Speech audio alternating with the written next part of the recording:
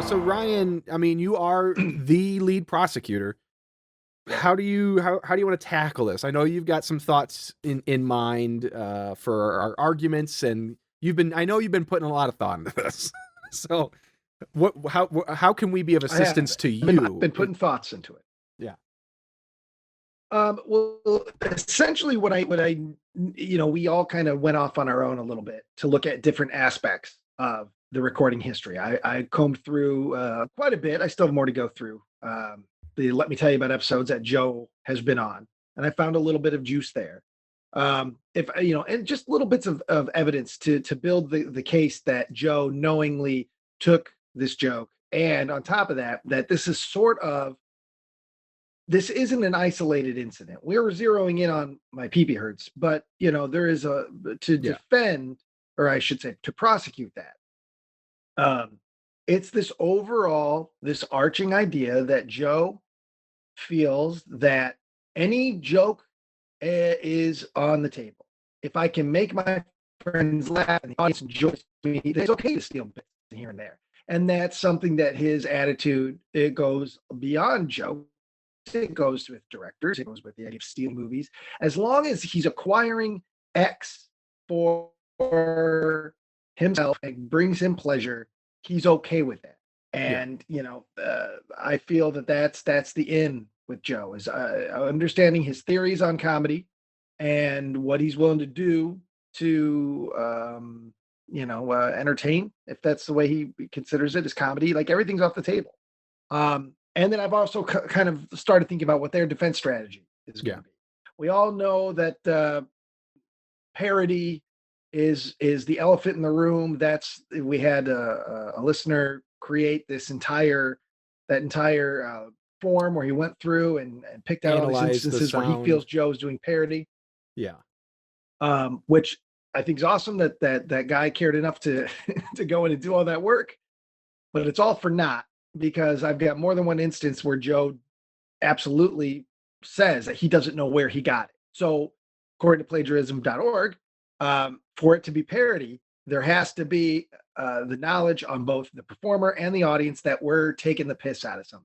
When you watch Naked Gun or Airplane, you know that, okay, this is they're making fun of the airport series and disaster movies in general. The director knows what they're doing. The audience knows what they're doing. Young Frankenstein, Mel Brooks, you guys have all seen Universal Frankenstein movies. I have to. Let's make a parody. So, while we're on this topic, I don't think I sent this all to Tad. So Tad has all the evidence that the fans sent, and an individual who by their email, I'll just call him Fox McCloud, had this to say, which kind of goes along with your parody part. Joe Buckley will often... Are the police right outside your apartment, Ryan? No, I have the TV on. Oh, actually, they're showing a commercial for me. I'm coming for you. Yeah, no, it's the TV over here. It's an Andy Griffith Show promo right now. Well, I heard, but it's red and blue. Somebody had like I guarantee you, my dad's watching that right now. Because Svengoolie comes on in 25 minutes. Okay, because I heard a police siren in somebody's microphone. That was me. They were coming for me. Okay, damn, I'm in trouble.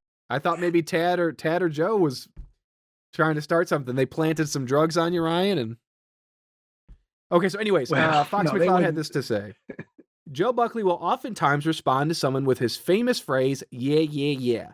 This phrase has entered my life now. I will find myself using it in everyday conversation, using the same inflection and cadence. No one seems to know why, no one seems to know how or why I have started using it. But if some naughty word that I won't say, schmuck, such as adopted the phrase, yeah, yeah, yeah, then why is it a crime for Joe to adopt the phrase, my pee-pee hurts? Set Joe free. He is an innocent man. It's not the same. You're not being recorded for a podcast where you're trying to be maybe not professionally goofy. Sure. But listen, if Joe wants to say all kinds of my pee-pee hurts when we're just hanging around, who fucking cares? I mean, we do, because it gets annoying after a while. Agreed. But that's fine. We're not going to come for him for that, certainly. Yeah. But when you're on the show and when you're in, listen, we're not making incredible big budget Hollywood pictures, but we're doing stuff here. And we don't want to start on the, we want to start on the right foot. We don't want to have one of us like, all right, so here's the guy who just regurgitates everything you heard 6 years ago. Yeah. You don't need that person. Yeah, exactly. Well, and my response to this listener is, but if he started a podcast or a show or anything and he started going, yeah, and his audience started latching onto that and being like, you should make yeah t-shirts, and starts associating him creatively as the yeah guy, you're damn right that if we heard it and we knew that you were, I'd come after you and I'd say, that's Joe Buckley's bit, that's our show's bit. Just like if you were a TV doing commercials in some small town and you were like, know what I mean, Vern? It's fucking Ernest. And So- the Ernest people, 20 years ago would come at your ass. And it's a much different thing. This is a dumb story. But when I was a senior in high school, the first day I had made my own shirt that was Pac-Man eating people, and it said, "I eat freshmen."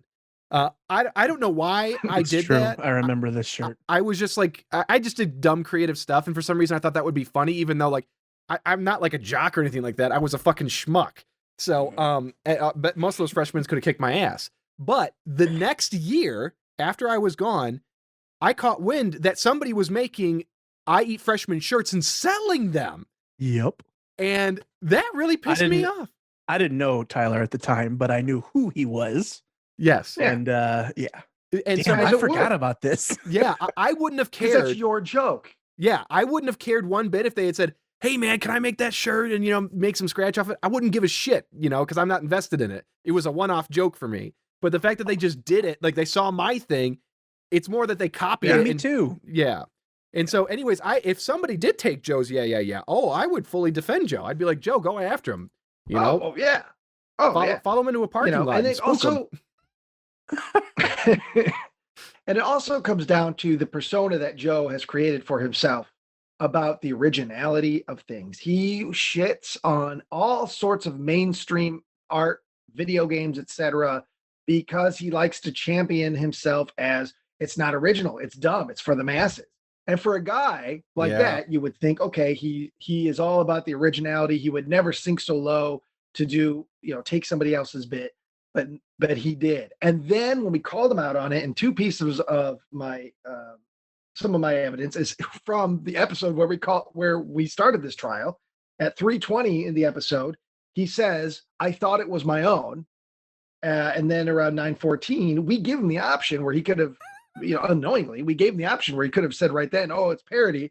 Because we said all you had to do was say, "Oh, I got it from another thing," or "Yeah, it could have came from that thing," or but he just says, "I did not remember it." Mhm. So, he's already there's no parody.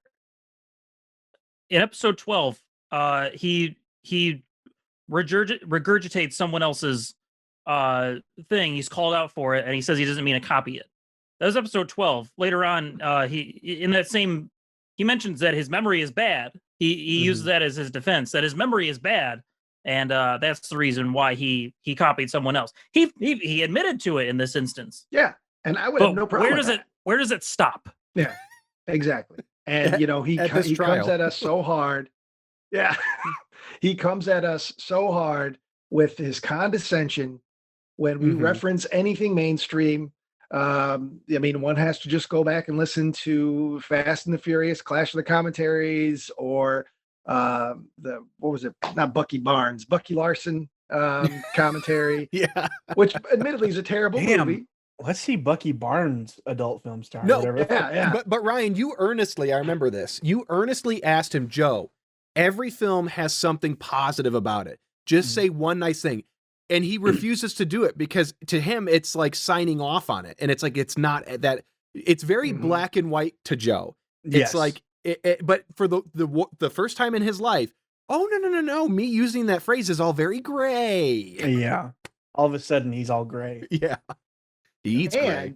And I don't know if, speaking of Clash of the Commentaries, there was a listener that would often leave comments about, you should watch, I think it was called The Gray Man. This just now dawned on me earlier today. I think they were saying The Gray Man or The Gray something or other. And then I realized today, looking at some various podcast clips, that Albert Fish, Joe's, as far as I know, his favorite serial killer, who was the subject of the podcast where he stole my PP Hertz from, was called the Gray Man. Yes, you are right.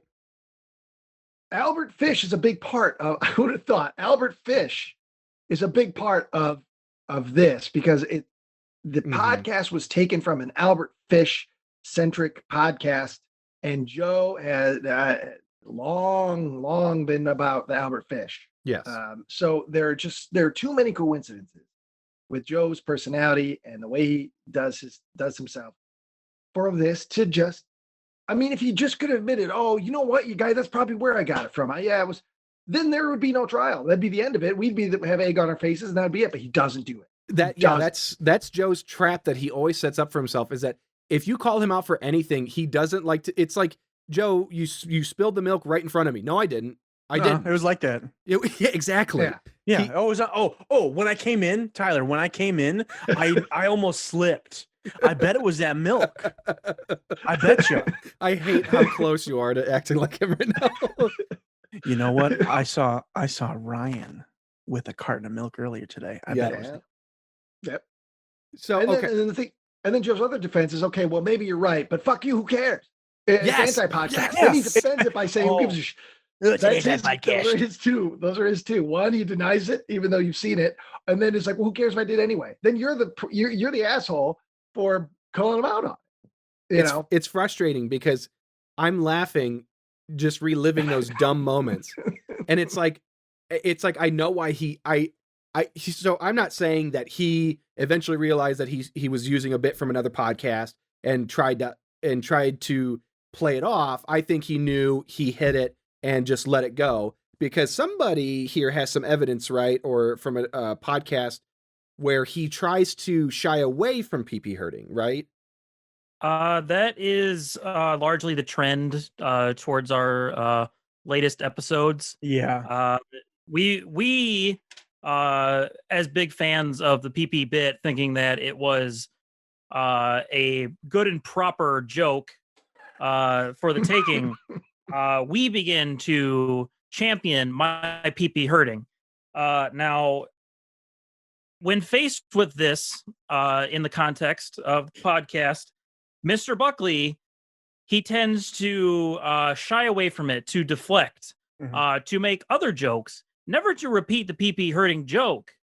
He leaves that to us, almost as if he wishes we weren't, almost as if he knows that it is an ill-gotten joke and he is trying to distract, to deflect from that fact. Yeah. He knows what he has done is wrong. He knows that the clock is ticking. If you look at episodes 15 until now of The Man with No Brain, there's a pretty clear arc of him trying to avoid even us using the bit, because he knows what he has done. Yeah, that's a good line of questioning that for him as well. Because I fully intend on he's getting him on the stand, and I'm going to question him in such a way that I want to get to know Joe Buckley. I want to get to know, and I want the judge to get to know Joe Buckley's opinion on comedy, Joe Buckley's opinion on bits, Joe Buckley's opinion on ownership of IP. As we know, he doesn't care about, because he loves to say how he just steals movies all the time, or he curates them. Well, it's not just movies. It's video games. It's software. Basically anything. Joe just doesn't want. Okay. Joe wants to consume. He has no interest in ever producing to earn the consumption. So everything's on the table. Yeah.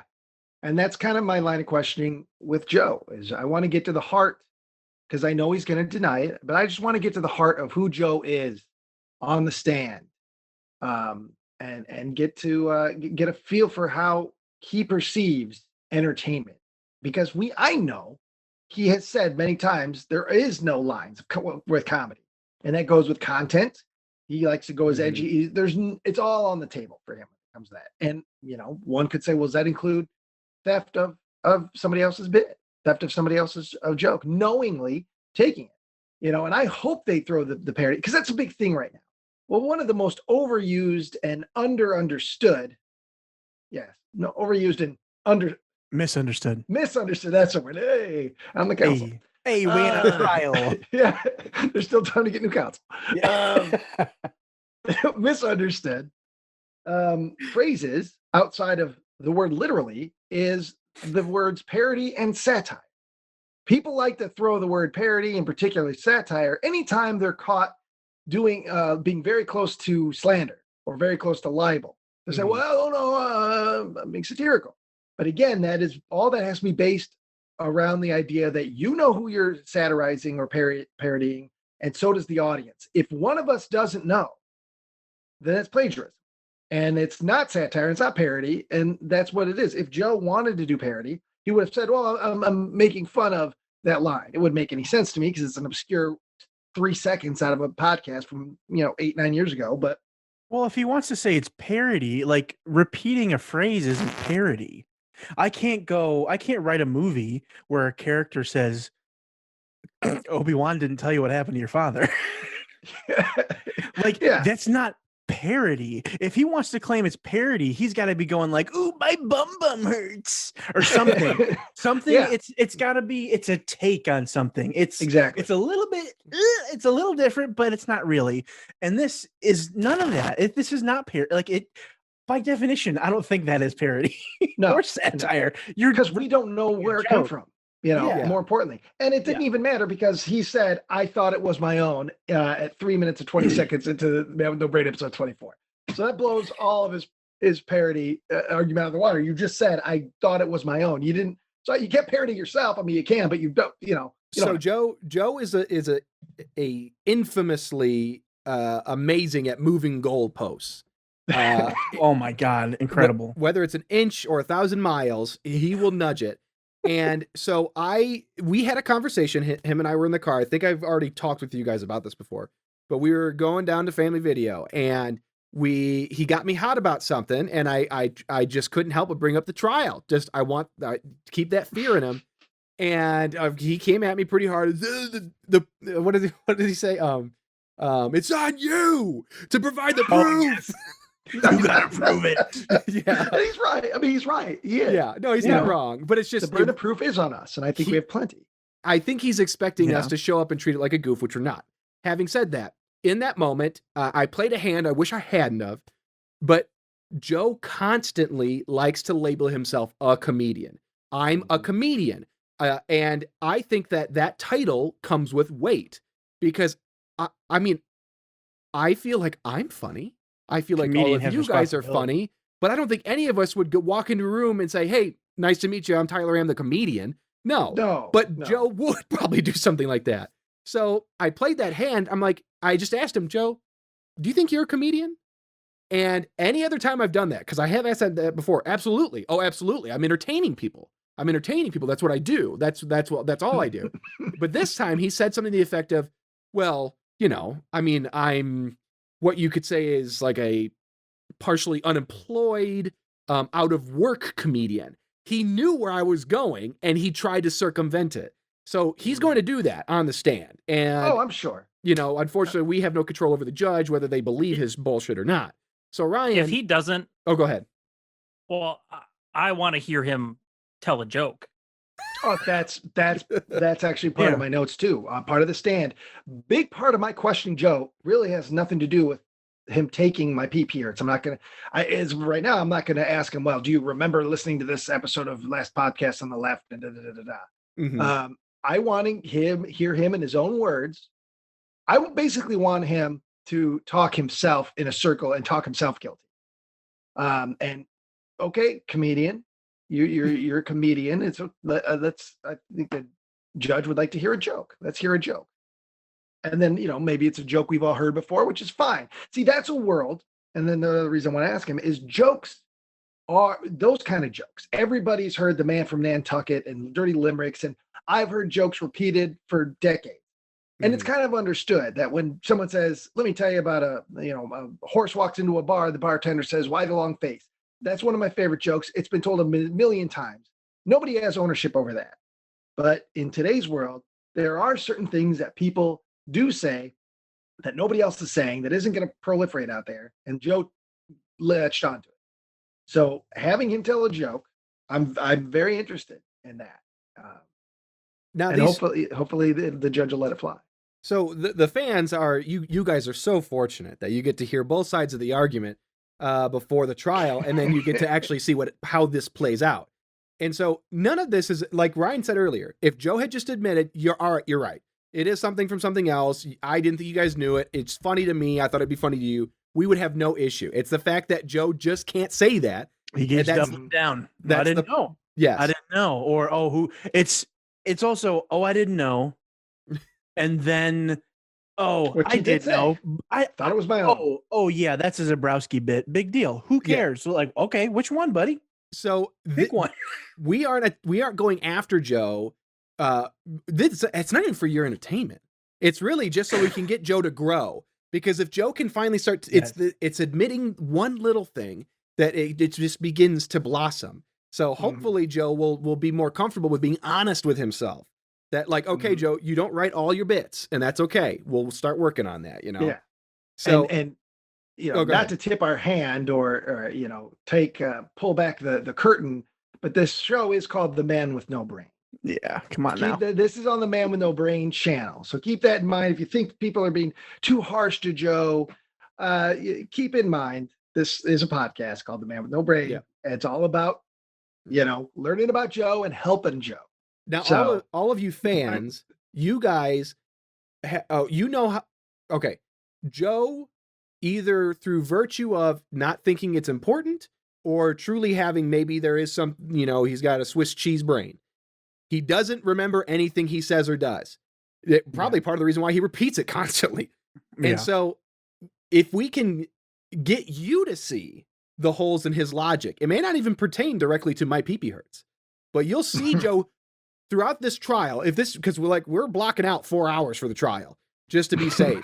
And over 4 hours, I guarantee you at least once, maybe twice, maybe 5 times an hour, Joe is going to contradict himself. Not just in that Zoom call, but in everything he's ever said about anything else.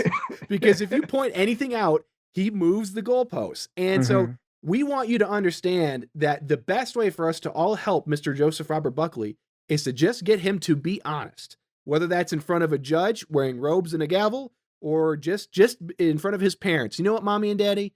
Maybe I don't need 50 nuggies tonight. Maybe just the 20 will do. The 20 piece. Yeah. You know, I think Joe's going to learn a lot about himself throughout this trial, and I hope he comes out the other side a changed man. Yeah, I want him to be guilty, but I want him to be a changed man. Yeah, listen, sometimes you gotta take the L. You gotta take this loss.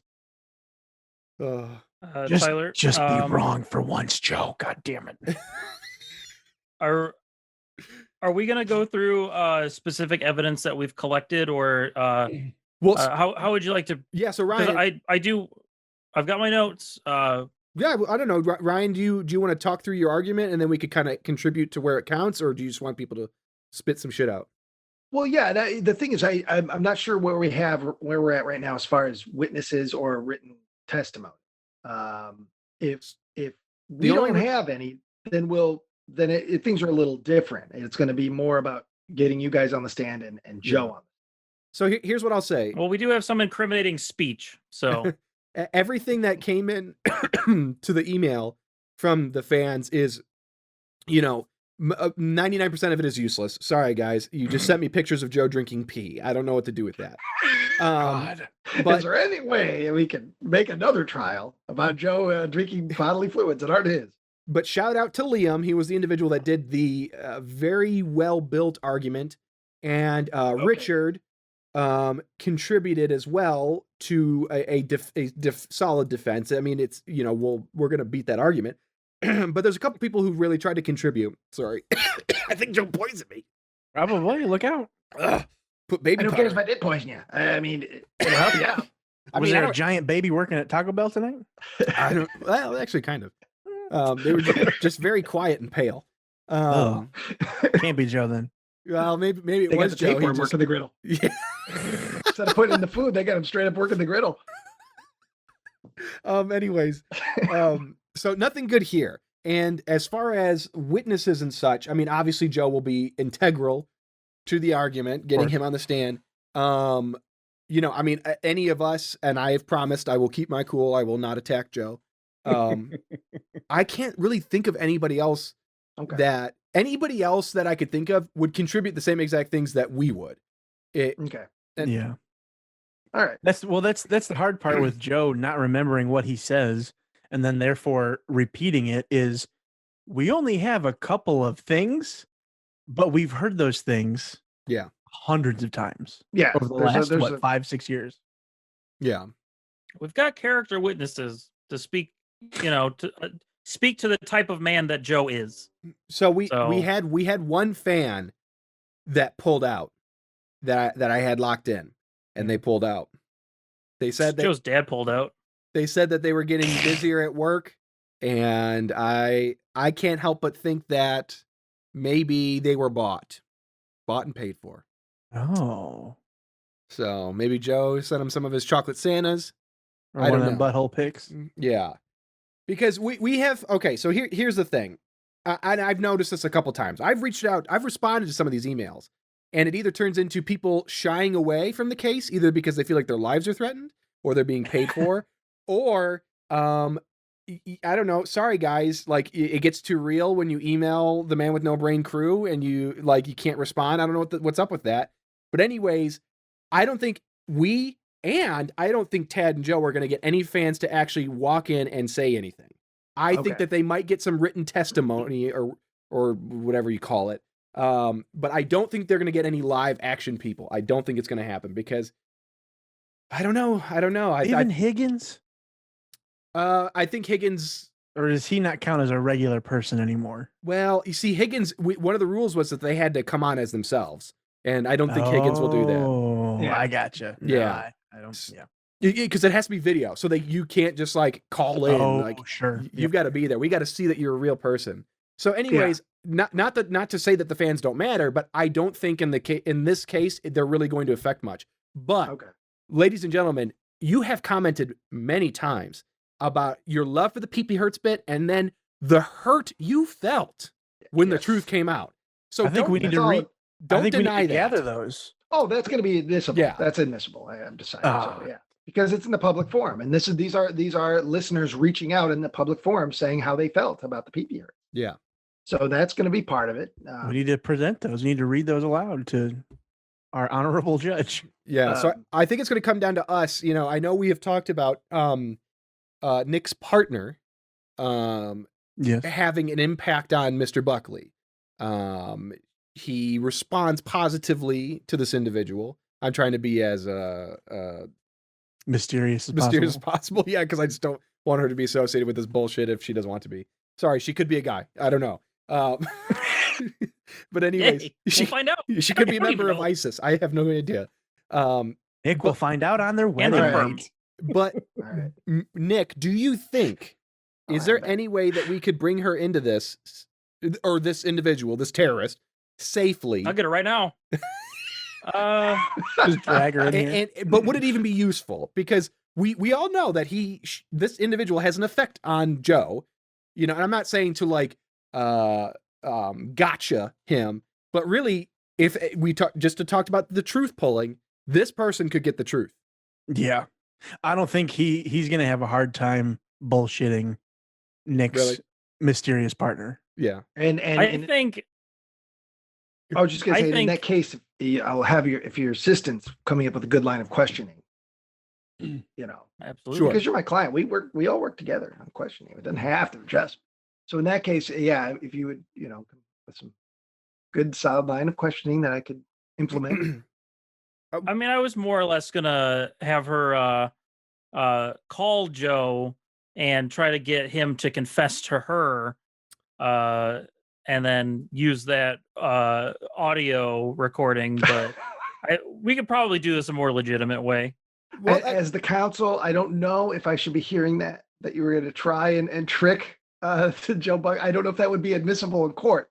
If it was taken under. Hold on. Wait, I mean, never mind. No, I know what Nick's saying. I know what Nick's saying, because we're building our argument, but we fully know that there's going to be another meeting prior to the trial, the pre-trial, where we'll all Joe be together. could walk away with a plea deal. And he might even walk away with some nuggets or something. Who knows? And maybe this individual should put in a gentle call to Joe prior to the pretrial and really let him know what's at stake here, because I don't think he's not taking this seriously. I know that much. No. You know, he thinks it's all one big bit. And, you know, he, again, in the true essence of the podcast, the man with no brain, it's teaching him, God, Joe, I love you, man. And y'all love when Tad was on. You loved when Tad was on, at least the Buckley versus Bucker episode. Beckley versus Bucker. The Bunker episode. Buckley versus Becker. Not as many enjoyed when he was on the actual trial episode, apparently. But not to the same level of you guys. But that was not just to have Tad on and goof around. That was to have Tad help, you know, in the growth of Joe and the understanding of the man with no brain. This is about getting to the core of the man with no brain. And this is a big part of the core of the man with no brain. Yep. Is his doubling down on bad behavior, doubling down the pretentiousness on top of that, the creativity and all that stuff. When, you know, he turns right around and is caught stealing something. And then he continues to double down.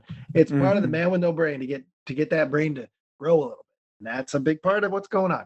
So to double down on what you just said, and to bring, you know, to get to Nick's point of let's start digging up the evidence, stealing, theft. There is literally nothing too small for Joe. No. I listened back on the first 10 episodes of the podcast, and there is a episode famously titled Conventions, Condiments, and Crooks. Mm-hmm. And Joe gleefully described a scenario in which he stole gherkins, or, you know, relish or whatever it was. I've seen him do it. I've seen him do it with my own eyes. Yeah. And so has our anonymous terrorist helper. Yes. Anonymous terrorist helper. So he will steal $500 software, or he will steal a nickel's worth of mustard or something. Yeah, we have video footage. I don't know why I said video. Of him stealing out of the garbage. Of him stealing out of the garbage can at the movie theater. We have that. That was at the top of our, I think that's the Nun episode. That is important. We have that. And look at how many times has he talked about all the movies he's stolen. Well, that's one of my lines of questioning. Can he recall a time he stole something? He gave me a list of the things on his Plex. It was huge. Oh, it was thousands. Incredible. It's insane how many things every day. And I can guarantee he's never seen any of them. Shit, you guys were talking about, I want to say it was a new cut of Psycho, or maybe just a new release. Oh, yeah. Something. Yeah, he was like, oh yeah, it's great. It's wonderful. And you were like, oh yeah, did you watch? He's like, well, no. Yeah. Like, okay, great. Well, who fucking cares then, Joe? The regurgitation, the grabbing of things that aren't his.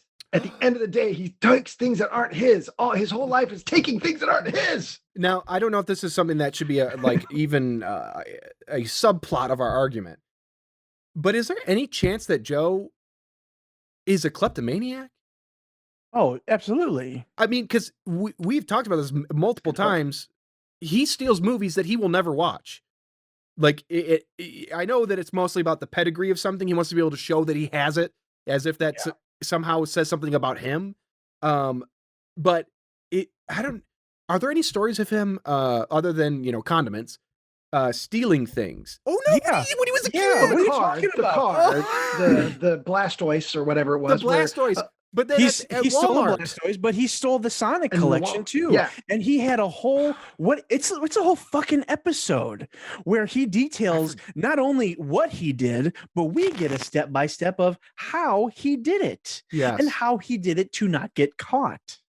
And the thing he would go pick it up off the shelf because it was a gamer's choice or a player's choice, whatever it's called. And he would go to the back to school section and get one of the backpacks and very covertly open it up. And he would pocket the teeny tiny game cart because it's super tiny. It's just a DS game. Slide that in his pocket, toss the shit into a bag, and just, all right, where's mom? I want some nuggies. I was a good boy. I stole a Sonic game. Yeah. Well, I'm definitely going to be asking him, and I'll preface it by saying, if the judge, you will not be incriminating yourself on anything, Joe. I'm not necessarily asking for details, but have you ever stolen anything in your life? And my yes, that's a great guess is that Joe is going to answer that question with some sort of, well, hasn't anybody? I mean, nothing that anyone hasn't. You know what? Or try to school me, make me look like the old fogey, make me look like the boomer that doesn't understand. Everybody steals internet stuff. Everybody does it. It's everybody, to try and justify that that it's the new norm.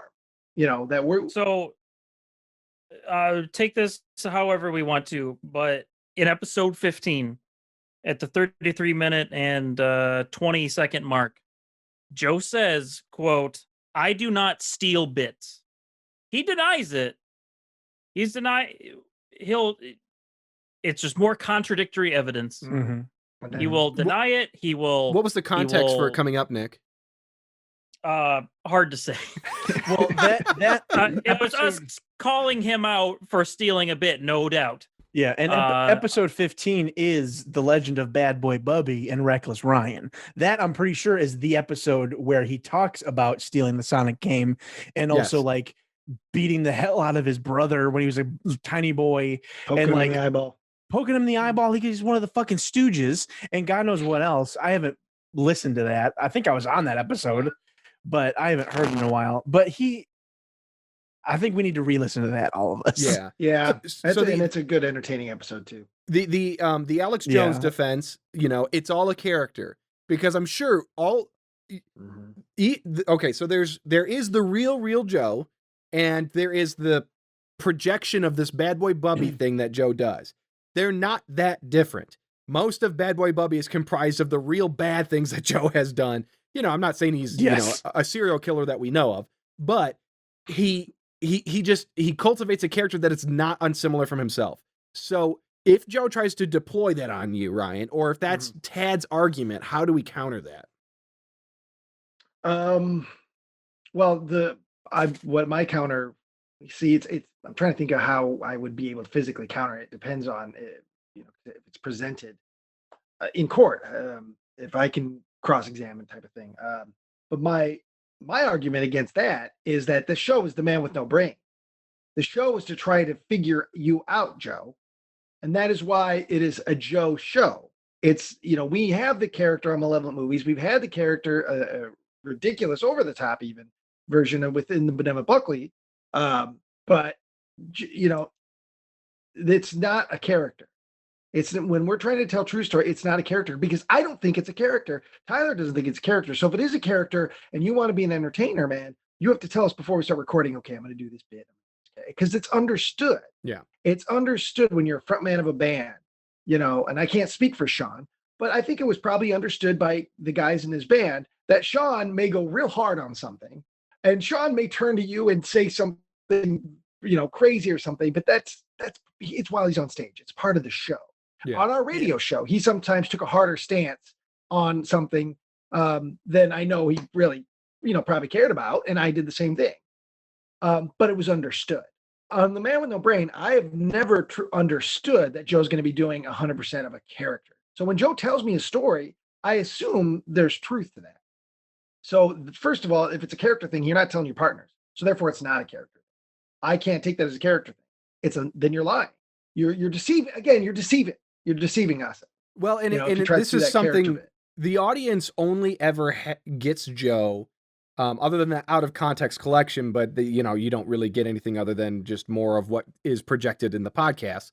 But this Joe is on the podcast, but he is also on anytime there is more than just himself in the room.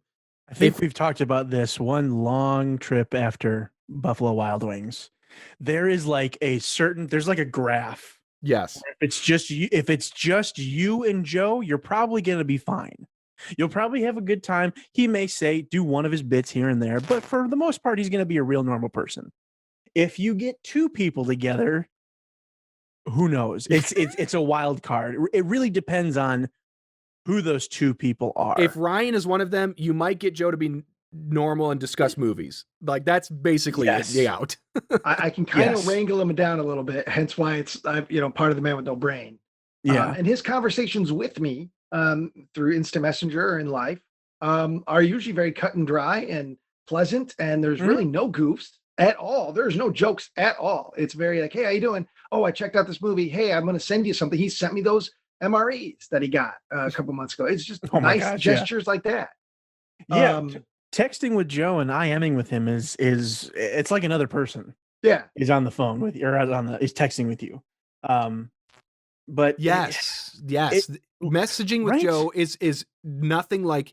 So when I picked up Joe and we went on that trip where I played my hand about our argument or whatever about him being a comedian or not, I think I told you guys this. We weren't 2 miles from his house before we were yelling at each other. Yeah, because he came in the car hot. I could sense I think it was maybe the first time he'd left the house in a while. He was just excited to be with a friend, and that's nice. But there's a list of things that Joe likes to get stuck on, and he attacks it in a non-funny way and in a very real way. And I was just negative energy and I wasn't having it. And then of course I fight negative energy with twice as hot negative energy. Yeah. And so negative energy. Yeah. Joe and I are like two, like two atoms being like shot at each other. We're like is it Hadron Collider? Large Hadron Collider. Yeah. Boo. It was a disaster. So we basically, we had to, cut the bits, that's basically what I say. Cut the bits. Let's just be real. Yeah. And so anyways, I am worried about that. I have not heard anything from Joe or Tad that makes me think that they are going to do that, but it's just, I feel like when because Joe is an association comedian, I don't know how else to describe it. And he's also an association thinker, period. Yeah. He's going to be sitting there, at home, I assume, on the Zoom session, on trial, getting blasted by Ryan. And he's going to think that this is ridiculous. I mean, I'm on trial for what? Alex Jones on trial, the children being shot. I'm sorry to say it. I'm a character. I can't be held responsible for my actions. Boom. Yeah. And I'm just worried that Joe will have a shot of like, here we go. Well, then in that case, I'll say, well, does this character steal bits then? I mean, I don't care if it's him or the character. Okay, somebody stole a bit. And this is a trial about stealing bits. So if it's the character, your character stole the bit. So I don't care if it's Joaquin Phoenix as the Joker. If he walks on stage in Joker 2 and does, I don't know, a Richard Pryor bit, the Richard Pryor estate is going to call them and be like, you didn't clear that with us. I don't care if it's a character. You're stealing our bit. I'm just trying to think of the time period of Joker when it was set in the early 80s and what his character, comedians he might steal from in the 1980s. But so if he tries that, I mean, I'll say okay, so are you saying that as this Joe Buckley character, you are not guilty because you're a character. So your character steal bits. Yeah. And he's going to be like, well, because he's not going to want to admit anything was stolen. Yeah. Because I think he even wants his character to be original.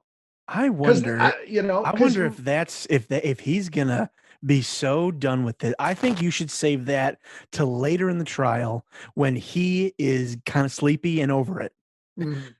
I'm serious, because I think if you get Joe sleepy enough, and if you get him not even sleepy, just bored. Yeah, he's been doing this for 2 hours, and you give him that, I would bet you dollars to donuts that he will see that as a fucking escape hatch.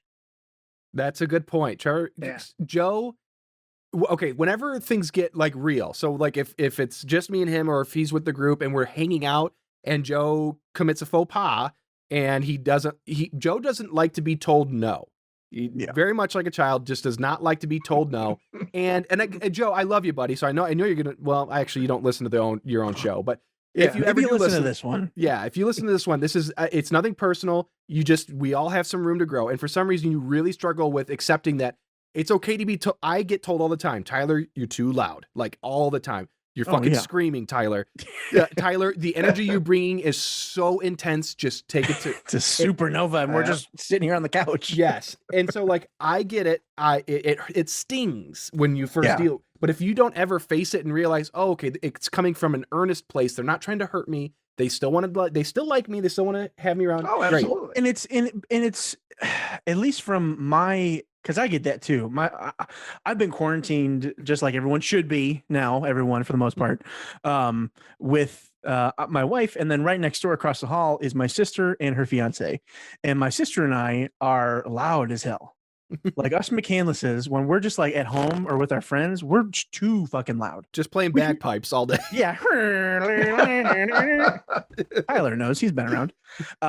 But so we're always like, hey, stop, bring it down a little bit. And Joe, if you are listening to this, Joe, if you can hear me now, we're not saying that because we're sick of you or irritated with you. We're saying that because we want to continue to hang out with you. Yeah. But not like this. We know that you can like get excited and have a good time and we won't have a headache afterwards. Yeah. Like doing my research, one of the episodes that I was assigned was, I can't remember what episode number it is. I want to say it's like 22 or something, where you guys, or Ryan, you gave him the homework of, pretend that you have a budget to make your own, like imprint, Blu-ray imprint or whatever. I loved that episode. I never listened to it when it first came out for whatever reason, but I loved it. And there's not a ton of evidence in it, but that was the longest I've heard Joe just like talk about movies. And it was great. I love when he talks about things that he is at least somewhat interested in and isn't doing a bit, isn't trying to, gross you out. There's not fucking 9/11 jokes and my pee-pee, It's good. I would like if you guys had an episode or a show, even a show like that, I would listen every fucking week. I hate to say it. Sorry, I've longed for the day where I can have a conversation with Joe, and it's real. That's all I've ever wanted, just to have a real conversation with the guy, because I find him interesting. I do. I just. You're not guilty of anything. It's okay. Yeah. When he has something genuine to say and he actually has real information that isn't regurgitated and confused by a bunch of mice running the contraption in his brain, he's interesting. I want to hear more about him. I want to hear more from him, and I want to have that conversation. But for years I've been denied that. Yeah. There's always the Joe Buckley character. Yeah. You can't turn him off. Nope. What do I do? Now, There's having said all of this, scary guy back there with a bucket of jizz just waiting to throw it. In the back of his mind, there's the jizz guy, and he's like, "When do I get to talk? When do I get to?" He hasn't even seen that Stephen Lang movie. I can't remember what the fuck it's called, where there is a jizz bucket at the end. Is there? Oh, is it the where he's Stephen Lang's blind? Breathe? Yeah, it's something like that. Yeah, he's blind man. I haven't seen it though. I haven't seen it. Spoiler alert!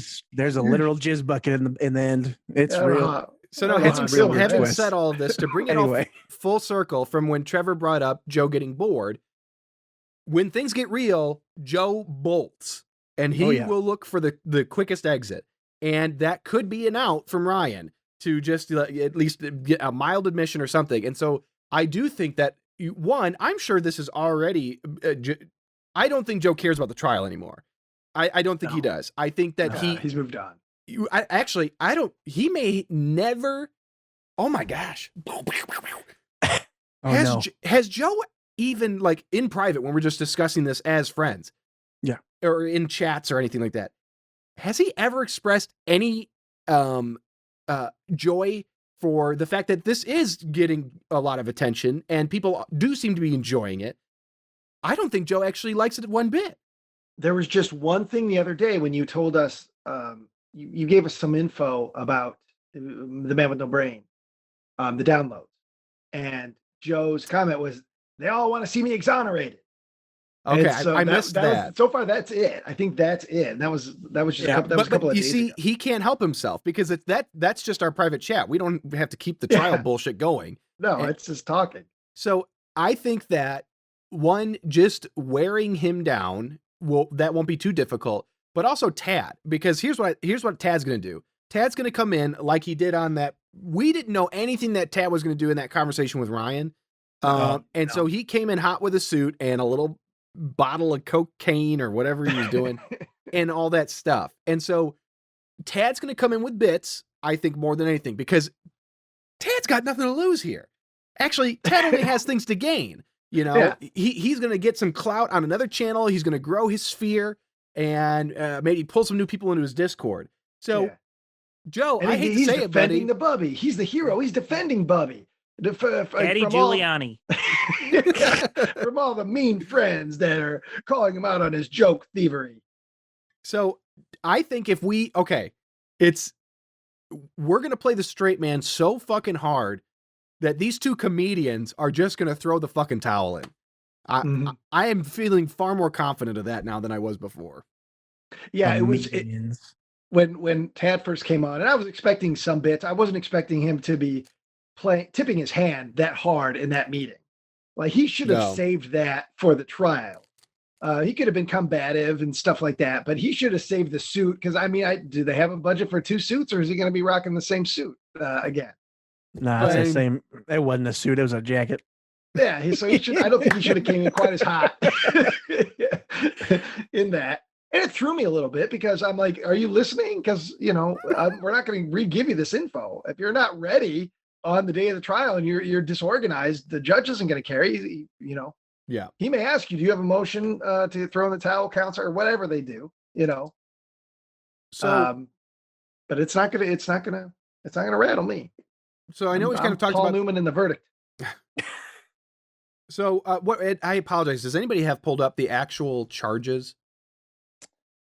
Let me see. Not that we have anything like, I know Ryan's brain has this more thought out than we've been discussing. So our audience don't think that we're not going to go in knowledgeable of what we're doing. But and plus it's been a couple of weeks since it's been like 2 weeks since the TAD meeting, and I haven't thought a ton about the trial because I feel ready to go to trial pretty like tomorrow. I mean, if I gather the evidence and but I feel that our argument really just comes down to Joe and comes down to what Joe has to say for himself, and then how it's affected the others. And I think that is burden of proof enough for a judge to, come up with some sort of verdict. If he thinks we haven't proven our case, or, because the judge could do that. He could say, I believe that Joe stole this joke, but you haven't proven it well enough. I mean, that is possible, which I hope isn't the case, which is why I was hoping we could, I want to have the evidence, any written testimony, anything we can actually give the judge beforehand to have audio clips just to bolster. Okay, I've got them now. So we've talked at length about things that revolve around the unlawful distribution of a joke in the first degree, and it's stated as the defendant intentionally distributed a joke of which they did not create and knowingly co-opted said joke without giving due credit. So basically, we're saying we're going to get to the bottom of Mr. Buckley. 1, are you a comedian? 2, do you even know what a joke is? 3, are you capable of stealing jokes? And if so, what's the gotcha question? You had like a gotcha question for Tad, Ryan. I can't quite remember. Do you kiss your cousin? Yeah. How soft are Joe's lips? Oh, they're probably softer than his butt. Joe, I've never seen Joe utilize his lips in eating. He just, it's the back of the throat and everything. He's trying to get him out of the way. Yeah, he likes to keep he curls his lips back like a wolf. He's like George Costanza with his hands. He's really got to keep those puppies pristine.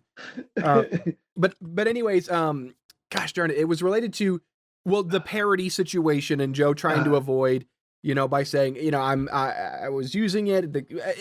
Fuck it. All right, I'm just gonna keep moving on. I can't remember what my point was. But gotcha question. We need a gotcha question I think for Joe. To this point, there is plenty of other evidence, of clear evidence of Joe blatantly stealing a joke and passing it off in the same exact manner. Not necessarily in relation to the man with no brain, but very similar jokes.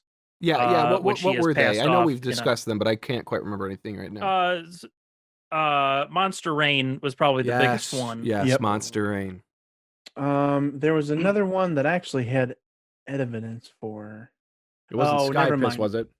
No, it wasn't Sky Piss, but that's essentially the same thing, same time at least. I do have a time. It was the Shush Hour number 1. He says that he's never met a man whose face looks more like shredded cheese. And that stuck out like a sore thumb to me. And I looked, and that same week, before we recorded, one of the big viral news stories was that lady who went out to dinner for fajitas and didn't get shredded cheese and like tore into this restaurant on Twitter. And I know Joe fucking saw it because it's probably on Reddit everywhere. Yeah. Mm-hmm. And it's the same. It was 3 days before we recorded. Yeah. Yeah. My thing with that is I don't want to give him room for his free association argument. You know, That's so, yeah. Oh, you so know, that he I've been utilized thinking about that a lot too, is because I couldn't fault him for, let's say, you know, the shredded cheese got into his brain because of that topical thing that was going on that he read about.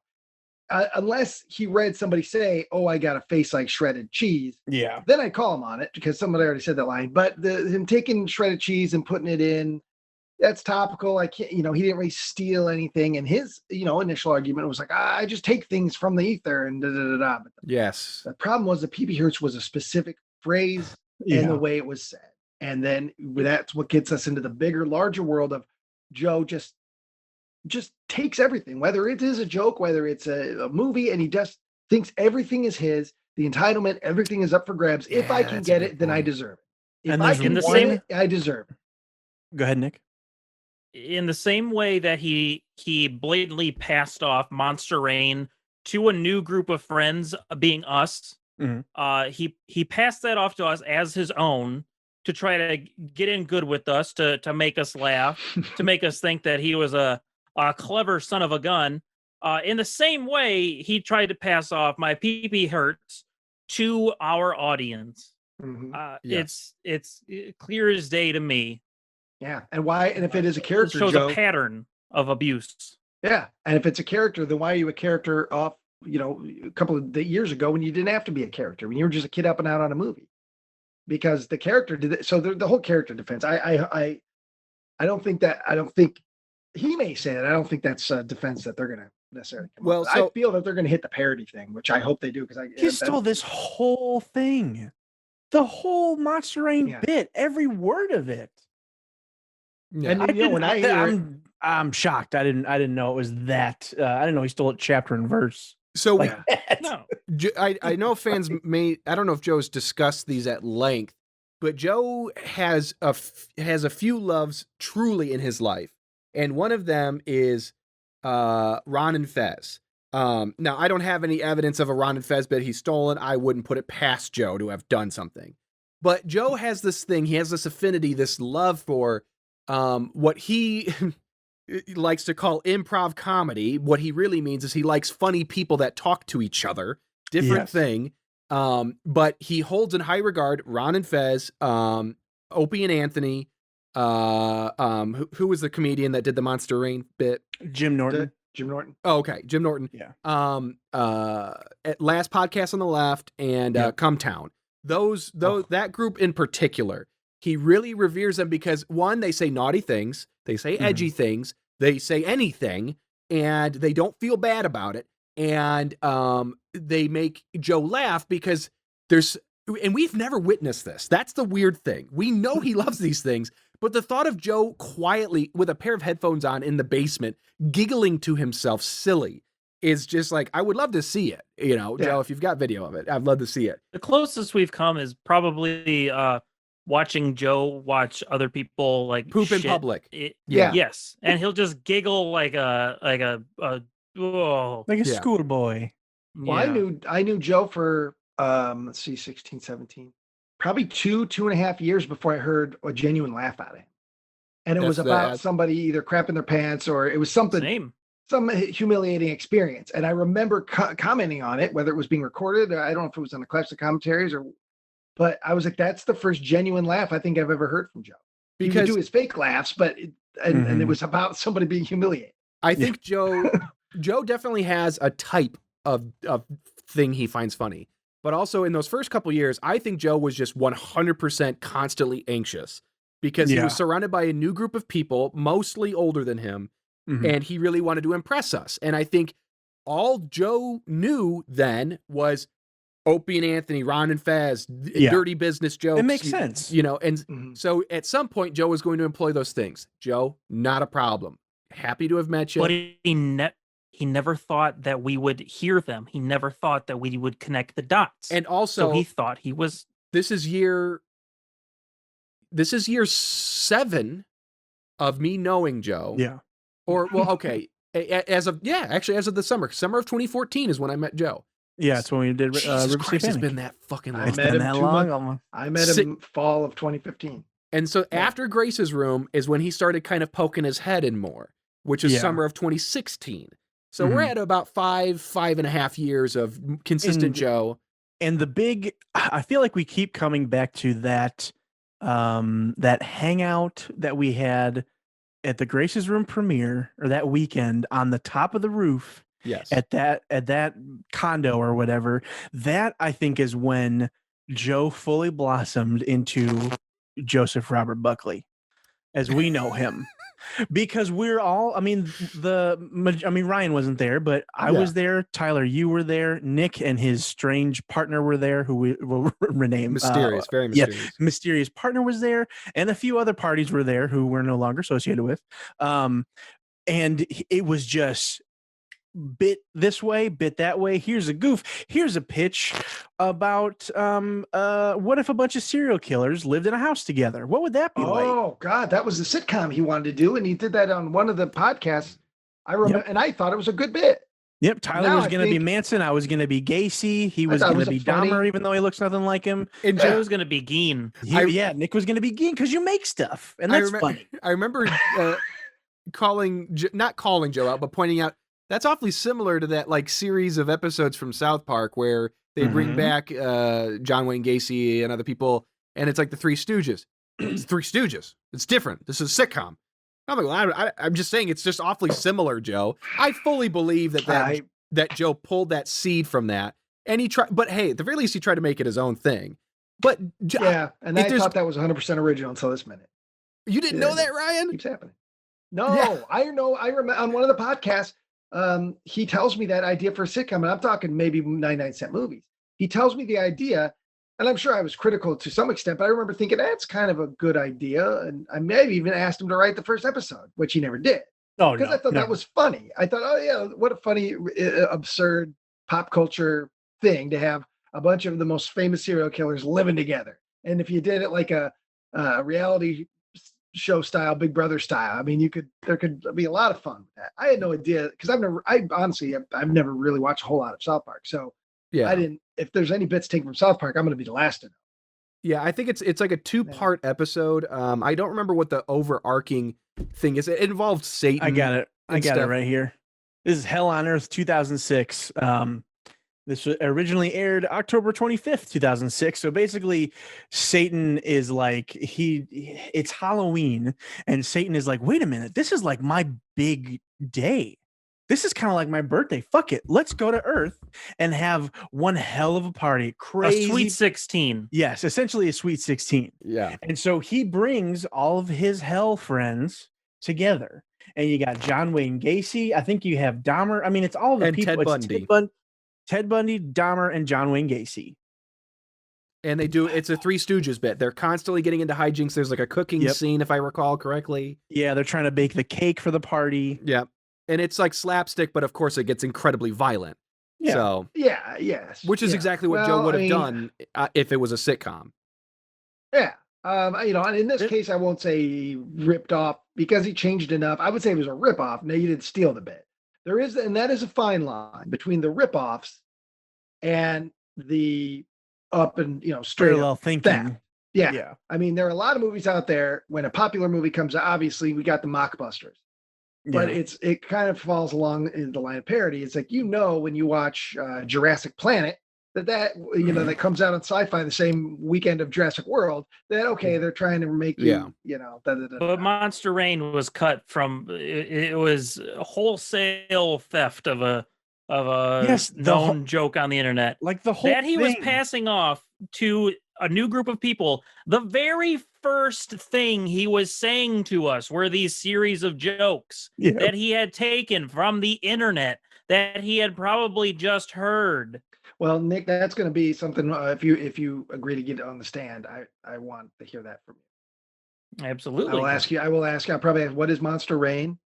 I'll say, can you quickly describe me? What is Monster Rain? Where just because, like I said, our judge isn't going to know this any more than I. So it's all about my bringing this to the mysterious judge. terrorist was there at the same time, and my mysterious terrorist is just as hurt, All right. if not more.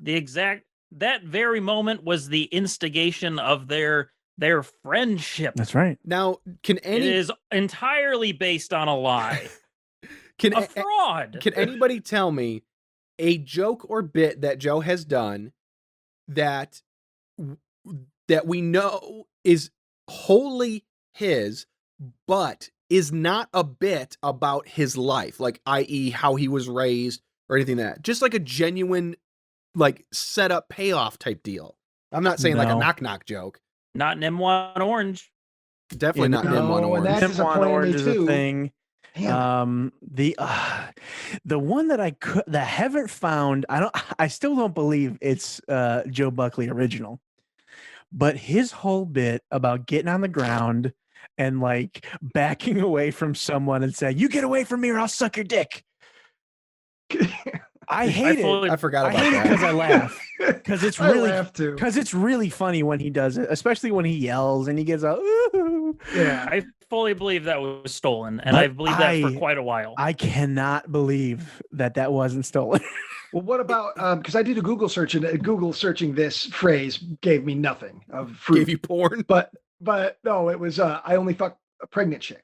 Dude, I just looked that same thing up and that was nothing. That was me. That was you. All okay. Right. There are many bits that Joe does that came from either the two of us working together or me just saying, "Joe, say this right now."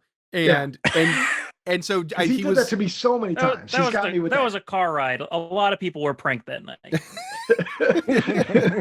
Yeah, because he does that even. I mean, he's done that to me personally, and he's done it to me on the shower. He usually does that because one of us is off screen mouthing. All right, pregnant chicks. Yeah.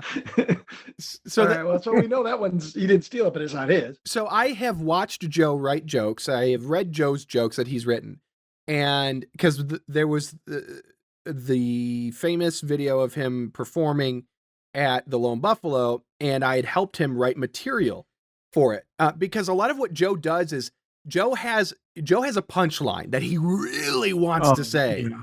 Punchline first. And then he has the setup for 8 different jokes. So he combines those things. He'll cover like a cross country's worth of material only to get to this punchline that had nothing to do with most of what he just said. So anyways, I pointed that out to him. I'm like, Joe, you got to focus. What is the point? Comedians usually have something to say. It doesn't have to be the most important thing. It should be that they're irritated that somebody walks in front of them slowly. And so they add some things to that to make it, enhance the funny. And Joe really struggled with that. So I would just try and help him set up some basic things.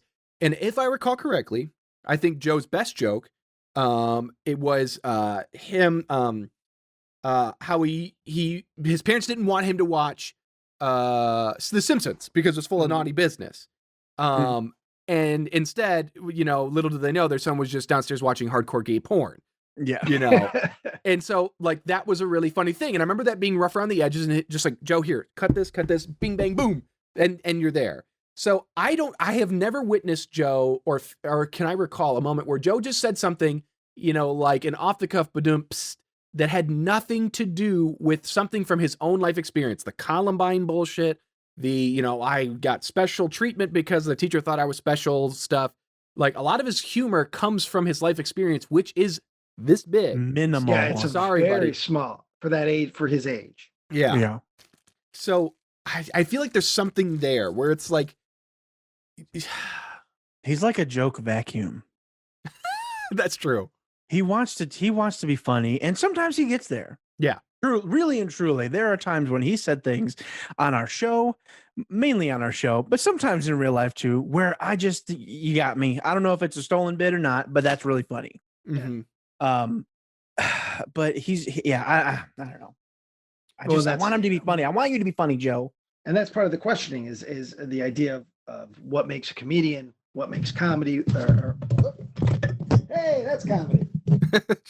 I mean, that's funny. Slapstick. Well, he's frozen. Oh, damn it. But, well, to touch on this, just so we can let everybody know, we do think that Joe is genuinely funny. And unlike what Joe would tell you, he thinks that we only think he's funny when he's PG, and that's not true. We think in moderation, Joe's ultra disgusting thoughts and feelings can be quite comical when it's within context. But if you walk in a room and say, "Hey, what's up, cum buckets?" It's you can't do it anymore then. That ain't it. If you come in and you have a casual conversation, like one of the bits that Joe used to do early on in when he was like, he would tag along for going out for dinner or for some meetings and things like that, is if something weird happened. I'm pretty sure I already mentioned it, but like, I was driving once, a car cut me off, and I don't really ever care. Like, fuck you. And Joe was like, hey, I'll fuck. I don't want to say what he would have said. But I know all kinds of things. Yeah, I'll fuck you. I'll fuck you in the butt, and that type of stuff. And it's like it's so out of left field that it's like the shock of it does make you laugh. And it's like, and I also know that Joe's not actually gonna drag that person out of the car and butt fuck him in the road. But no, he has a hard time ordering his nuggets at McDonald's. Yes. Well, I remember. Yeah, we talked about it in one episode. Is he was all nervous to go ask? He thought he was getting too much junk food at the movies. Because there was a cute girl at the counter. That's right. And he thought she was judging him. Like, you're at the movies. Nobody's gonna care if you go up and get a soda and a thing of popcorn. But that was before he worked there too. So I feel now he knows what the other side's like. Yeah, so I don't think he would care. I'm not even paying attention. And just to let you know, Joe, it's adorable when you get uncomfortable trying to order food, because it's relatable. We know the wheels are spinning. We know what's going. It's like the bit in the Big F. We see the subtitles and they're not saying anything. We know what's going on. Yeah. And it's fun to see little Bubby out in the world. It's because sometimes you feel that there is nothing to Joe but filth and stealing movies. Sometimes you think that that's all there is. And then when you see a little real life creep in, like, oh, he's got to go to work, and you see him at work, or, get nervous because there's a girl he fancies that he's going to have to order an extra slushie from. Those moments are what really open up the man with no brain and really open up to Joe Buckley. And you're like, okay, and make you feel better because you've sat through 6 hours of filth and make you, feel better. Okay, there is somebody in here. There is a person. He is reacting like all of us would. It's not just about, being filthy and goofing. And those are the best moments, And there's moments where he does something incredibly kind, like he did with me with the MREs. He knows I have a weird fascination with eating MREs and I enjoy it. I watch YouTube videos about it. And he found himself in a position where he could get some for free. And then he paid $11 or $12 or whatever to ship me this massive, heavy box of MREs. Never, not being prompted. He didn't ask me beforehand if I wanted them. He just said, hey, can I get your address?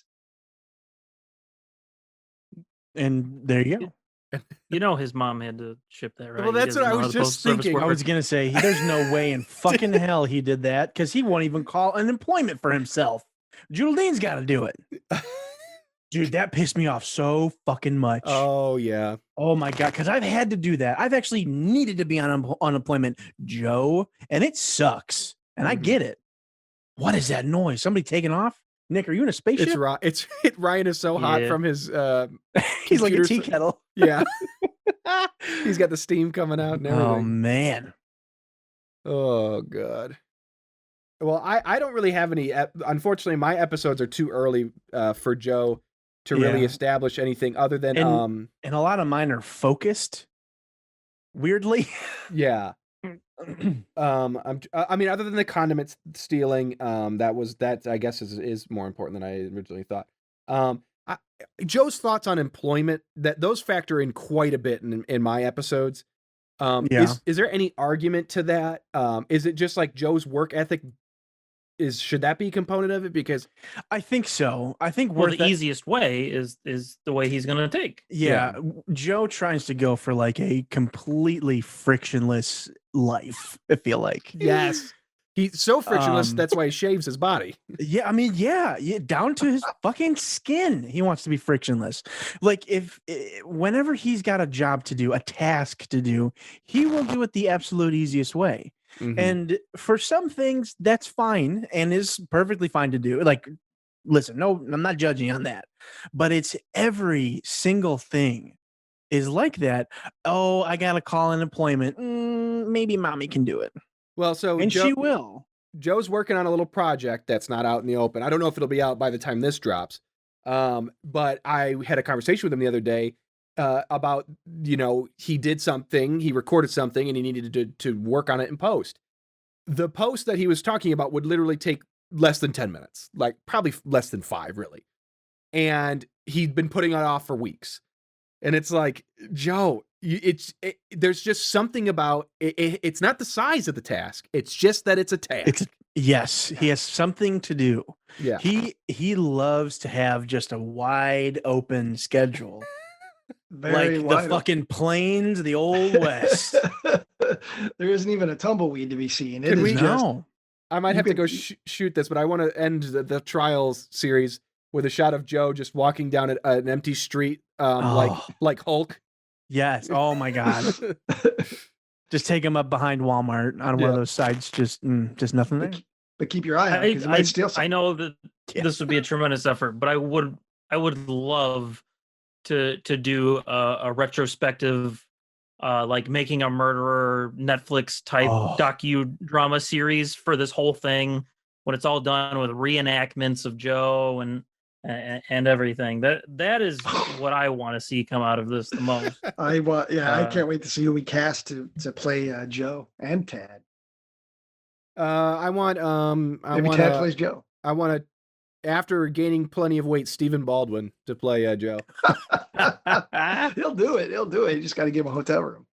Let's go the opposite way. Just do a really buff, handsome man. Yeah. Oh, it's like in Pee-wee's Pee-wee's Big Adventure. James Brolin, the handsome James Brolin comes in playing Pee-wee with Morgan Fairchild. Yeah. Yeah. That's the way to do it. You get somebody, but you give them the haircut, you give them the wig, the bowl cut, the purple hoodie. Tyler, I know you've been real horny to see Aaron Taylor Johnson again. Let's give him a ring. Come on, Quicksilver, get over here. My heart is got he's got about the same amount of range as Joe. Emotionally, so almost everything I've seen him in. Got him. Yeah, I can play Gruff.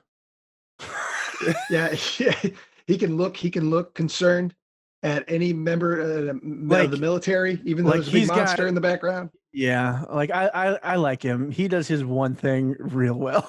Well, like Bronson, he's cut from that cloth. If you can do it, you do it. You got a thing and you're doing it and you're killing it. Who am I to judge? But I'm glad he's out of God's zone. So the second charge I think is important because if for some reason the judge lets Joe off the hook on the first, I really don't know how we could lose the second one. The incitement of unknowing parties to commit joke theft. The defendant knowingly allowed a stolen joke to proliferate publicly without acknowledging its origin or true author. And so I feel like the wording of that is specific in that, okay, so Joe may not have to fully admit that he stole that joke. And it may come down to, well, you know what? Maybe he did osmosis, took it in, regurgitated it without being thoughtful. And that's on him. Like, it's his own fault for not, like, really thinking about the things he says. And that's bad, but not necessarily legal. But when it's a brand, that could affect us in a very negative way. Because we have a brand, the Man with No Brain, Malevolent Movies, it's all under that one umbrella. Yeah. And if we look like the guys that just want to, we're like a Last Podcast on the Left, Diet Coke Zero or something. It's like, first of all, it's not the last thing I want to be anyways, period. I don't even want to be associated with it. But secondly, that it's just like, oh, these guys just take, the one dude takes the jokes and they all laugh at the dude. I feel like that's where we could really get them because it's bigger than the damages, but it's, it's not obviously the big kahuna. Do we have any evidence that supports that specifically other than like, all the things the fans have been saying? We encouraged Joe, Ryan encouraged Joe to say PP on the lost plot players.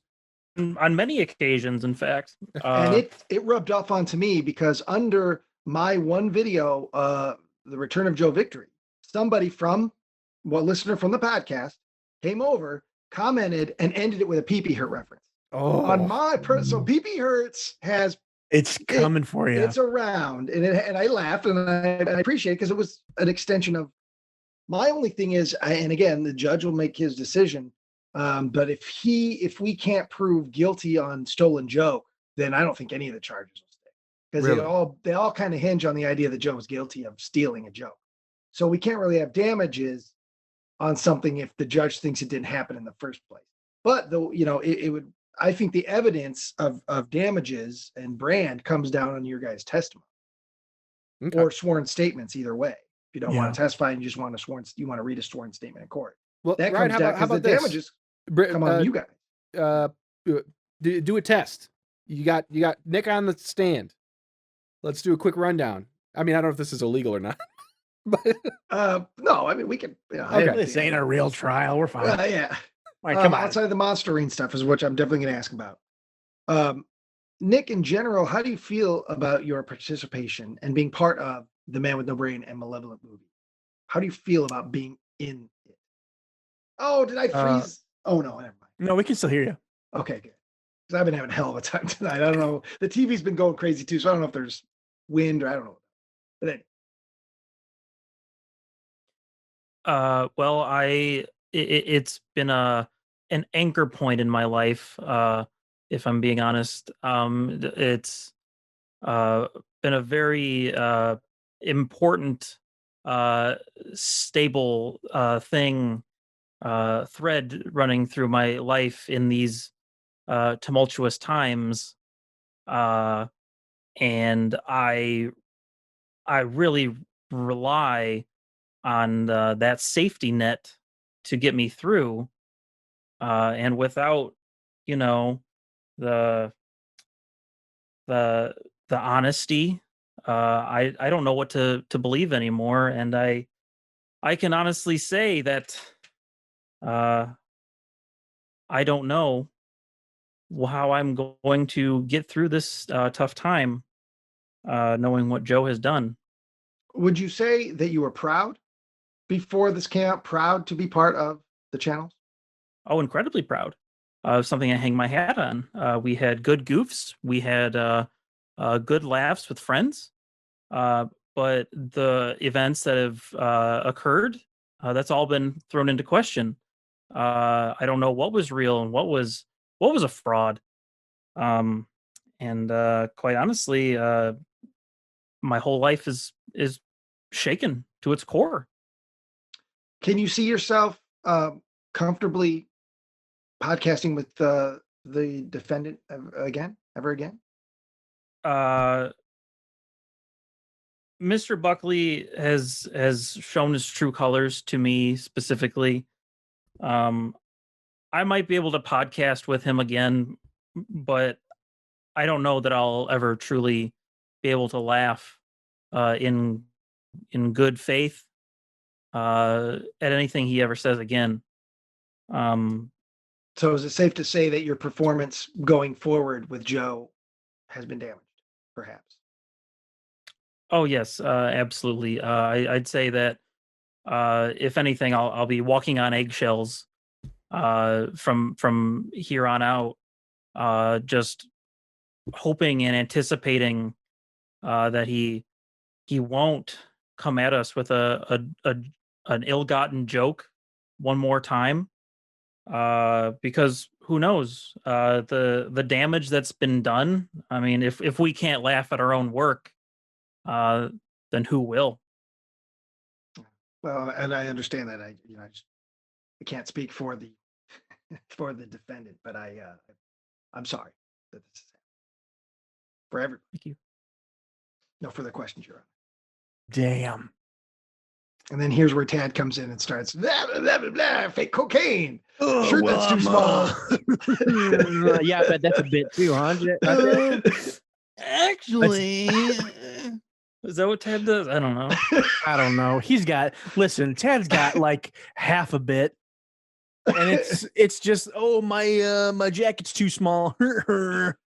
Yeah, Tad's good. Tad's at his best when he's being genuine on his own podcast. He's being genuine and talking about things he likes and doing a goof here or there. When he comes in with his characters, I wasn't really trying to bip and bop with him too much like I would if it was legit improv, but I was like, how about getting a lot?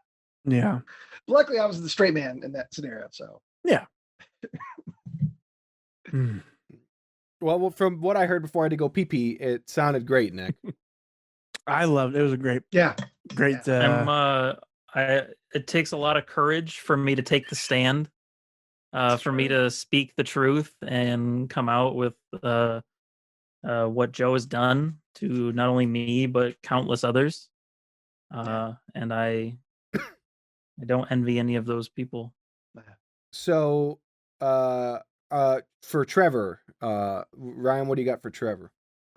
I mean, it's going to be a similar, sort of question across the board, how Trevor feels about his, prior to this, how he felt about his association with the show. It's going to be similar to that line of questioning, but then again, depending on Trevor's answers, I may have, might jog something. But that for Trevor and Nick, it's going to be along those lines. With you, Tyler, it's going to be a little more. Yeah. Because you've got a deeper creative. I mean, you've spent more time with Joe Buckley than any of us. Mm-hmm.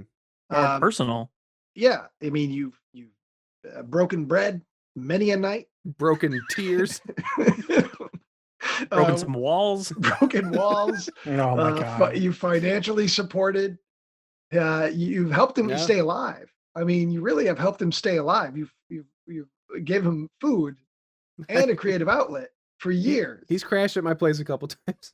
You've raised him for a person. Like, I'm not even fully joking there. Yeah. Like, think of the personal, like true, honest to God, personal growth that Joe has had from 2014 in July to today. Mm-hmm. Now, it ain't much, certainly, but none of that would have happened without any of us, really, but especially for Tyler. Mm-hmm.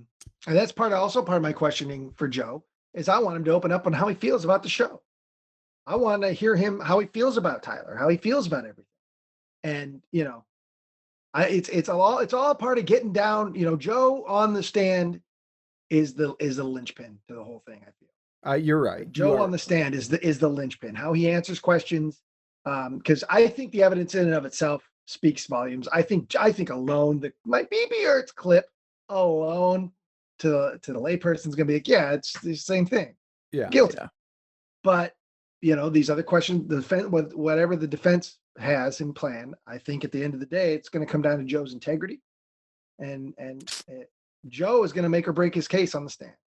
Well, they're going to come after me. We know that much because Tad has said that multiple times.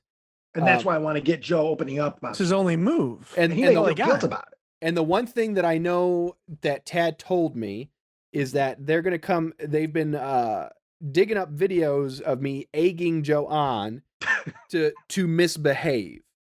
And now I will say this in my defense. I fully acknowledge that I am a part of the problem.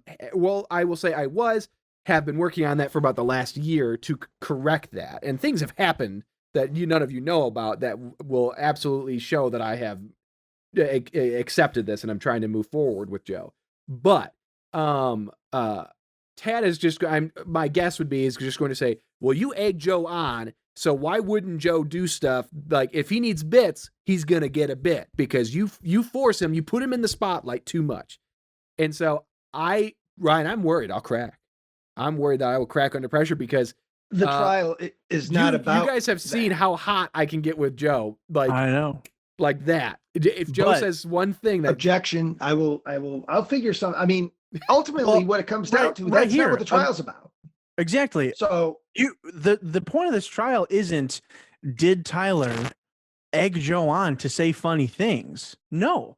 Tyler didn't egg Joe on to, hey Joe, do those bits that other people have done. No. Tyler eggs him on so he will be funny and he will do funny things. He doesn't egg him on to get him to recite other people's material. Yeah, I will object to any question that starts feeling that it's coming after your character in a way that has nothing to do with Joe stealing a joke. I will object to. And maybe he'll have to rephrase his question, or he'll have to throw out the question, or maybe he'll have no other way, or maybe he won't do that, and then he's left with nothing. But because it's not about that. So in that case, their defense is, well, Joe, who's pleading not guilty to theft, is going to try and plead guilty to theft, but say, no, that's not the trial. Okay. The trial is, did you steal the joke or not? Not did you steal the joke because Tyler made you feel like you got to be super funny. He's saying he never stole any joke. But so what if Tad suddenly what's the I think it's a Kirk Cameron movie where he gets an electric shock that makes him super smart? It could be the computer wore tennis shoes. I don't know if he did a remake of that. The computer wore the Kurt Russell. Man. It's Willie Ames. It's an 80s movie, right? Yeah. Well, the computer wore tennis shoes initially. It was a young Kurt Russell movie. 69. Yep. Yeah, but I think there's probably been a remake since then, and it probably would have been a Kirk Cameron it's not the 69 movie. 95. The computer sure wore there's a tennis remake. shoes. Yeah, I'm sure there's a remake. There is with Kirk Cameron. Okay, so that, yeah. It was the ABC's family movie, Sunday night movie. He was still acting in 95. Directed by Peyton Reed. Oh, holy shit! That dude paid his dues before he started. Damn. Kirk Cameron confirmed Ant-Man 3, and then made Ant-Man. Yes. Get Kirk Cameron in the MCU, baby. Are there any Bible-themed superheroes? Well, Bible Man. Bible Man. Yeah. Well, Willie Ames and Jesus Christ from Charles in Charge played him. Jesus Christ. Bible characters in Marvel. So if Tad suddenly, through all that baby powder cocaine, gets himself some smarts, and he can, basically what I'm thinking is, could he configure an argument in which he says, it doesn't matter that whether or not Joe stole the joke. The point is that XYZ led him to that under duress. Mr. Buckley felt he had no other recourse but to provide a bit in this moment. And he reached deep into the pockets and unfortunately pulled out something that was, a used material. Well, I think that's easy to combat if he does, because the cross-examination, I can go again. I mean, if he does that, can I ask Tyler a few more questions based on that? Because Joe's going to be the last person I call to the stand.